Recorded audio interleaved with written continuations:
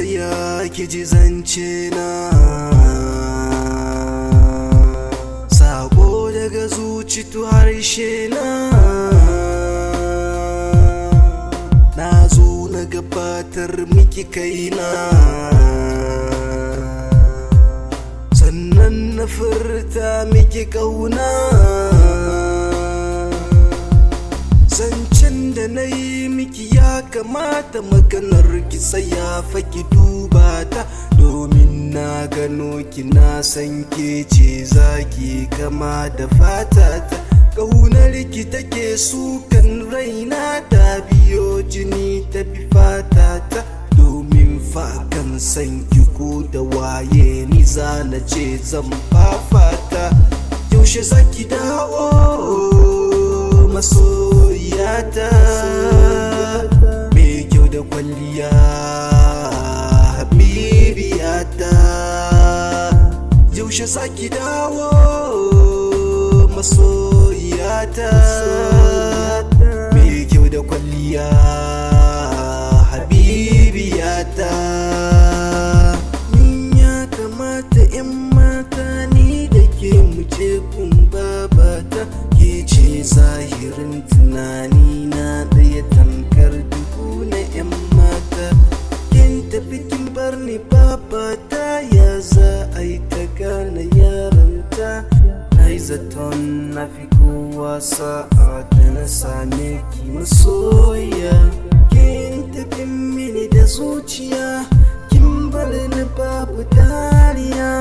Kullum sai dai kunci da tunaninki masoya. Kece a kaina, kece a raina, kece nike ta gani a gabana. Barci babu daɗi in baki mafarkinki a rayuwa. Wannan kike ya kamata mu gana da ni da ki sai mu sasanta. Yan uwa ku taru a kaina don ku yi mini addu'a na ga baby na. Ciwon santa ne ya kama ni, in ba ita ba za na warke ba. Ba ke ba za na warke ba. Shi ina son ki da gaske, kuma ina kaunar ki da gaske. Kauna da ke gamna rike, da ni da ke ai ba sake. Har ka kai na ta bakin ciki na rashin ganin ta 'yan mata.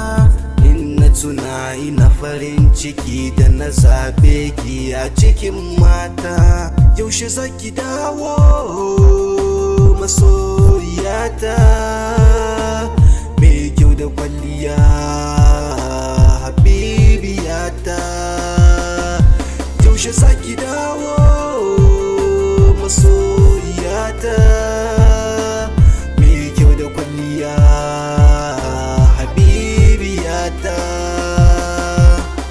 Ya kamata 'yan mata ni da ke muke kun babata, ke ce zahirin tunani na ɗaya tankar dubu na 'yan mata. Yaushe zaki dawo masoyiyata, mai kyau da kwalliya habibiyata. Yaushe zaki dawo masoyiyata.